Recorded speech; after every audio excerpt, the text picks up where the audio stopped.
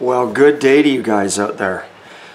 Well, yeah, it's remember when time again. The other day, I started thinking, I drove by the Pick-A-Part out here in Chilliwack. And our Pick-A-Part, it's a wrecking yard, obviously. They got a pink Duster that's been sitting up on a sign pole. It's probably been up there since, oh God, at least the 80s. And I can just imagine how many people probably bugged these guys to buy this car, but anyway. I started thinking, I remember when I was a kid and I started going to wrecking yards with my folks, or my dad I should say, started going down there and always looking for parts. That's just what you did. You went to the wrecking yard, you were down there on a Saturday or maybe a Sunday afternoon, you were digging around looking for parts. And I remember as a kid going through the cars and looking at the cool things, looking at the dashboards, how cool and how different they were, the different knobs, the different styles of radios. And the stuff that people had done to the vehicles. People had put like 8-track players under the dash, and you know, there was cassette players, which, forget about that. Even though 8-tracks kind of sucked, I love 8-track players. I got a couple myself. Thinking about actually putting one in the 58, but now we're off topic. You found some good parts down there. It was pretty cool. And you always found stuff laying around in the vehicles. It was just a good time. I mean, if you're a car guy, I know some of you may not get this, but if you're a car guy and your dad or brother or whoever it was, your mom, I don't know who it was, maybe your uncle, said, we're going to the wrecking yard. If you're a car guy, man, you were right there. You were right in. You just were ready to go. Ready to go. And yeah, it was just awesome. And then you get older and you get your own car and you start going to the wrecking yard. And then it means even more to you. Now, remember, I was growing up back, so when I was going to the wrecking yards, it would have been like in the late 70s, early 80s.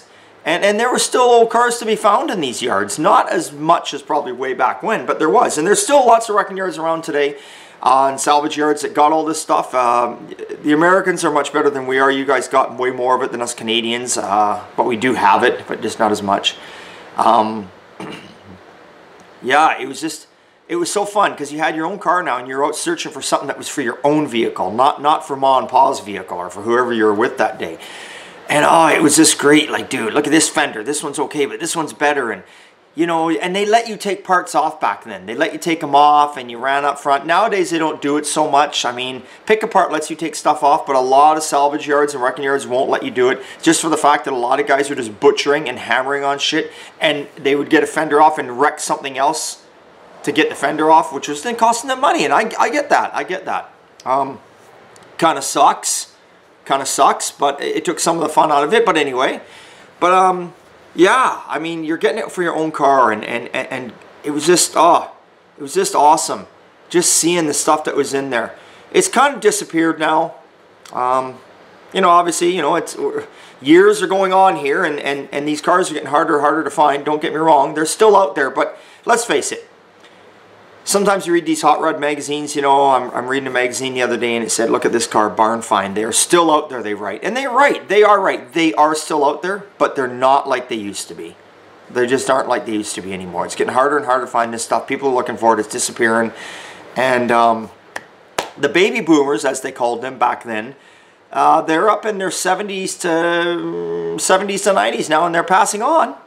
And once they're gone, there's not many more of those people around that have this stuff hidden away in their garages. But we're off topic again. We're back onto the salvage yards, the wrecking yards. It was just, I don't know. You guys must have some experiences about going to these places. They're just awesome. And you know what? Once in a while I go over here to Pick-A-Part. And I hate to say this, but it's such a thrill and so exciting if I happen to see a truck like Big Red that's a 76 to 80 truck in there. I'm like, oh wow, wow, I'm super thrilled. And yet it really is, I guess it is old. It's like 30 or 40 years old, but not to me. It's just more exciting when you see stuff from the 50s and 60s. And that's just gone. But the memory isn't gone. And I'm not going to let it disappear until my mind starts disappearing. But I remember this stuff, and it was just awesome. Maybe some of you young guys watching the channel, if there even is any young guys, maybe you guys are like, what are you talking about, wrecking yards? But I don't know. It's a good time. You go to wrecking yards and you get ideas how to do your car too. Don't just look for your car only. Look at other cars that are in there. Get ideas off them. It doesn't matter if you got a Chevy. Look at a Ford or a Dodge. Or if you got a Ford, look at a Chevy and a Dodge. There's different ideas, interior parts, all sorts of stuff.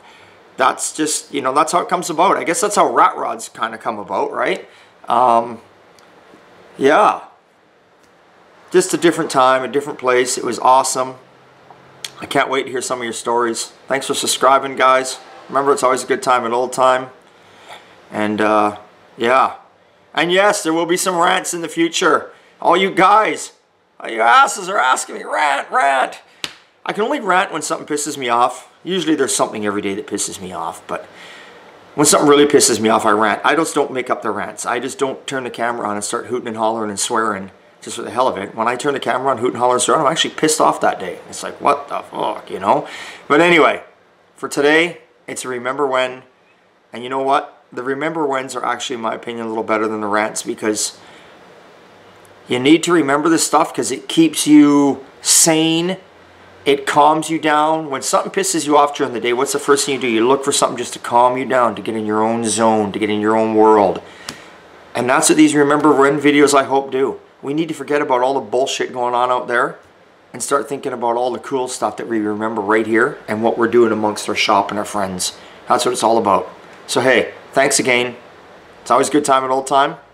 And that's only because you guys are here with us. See you later. Big thumbs up.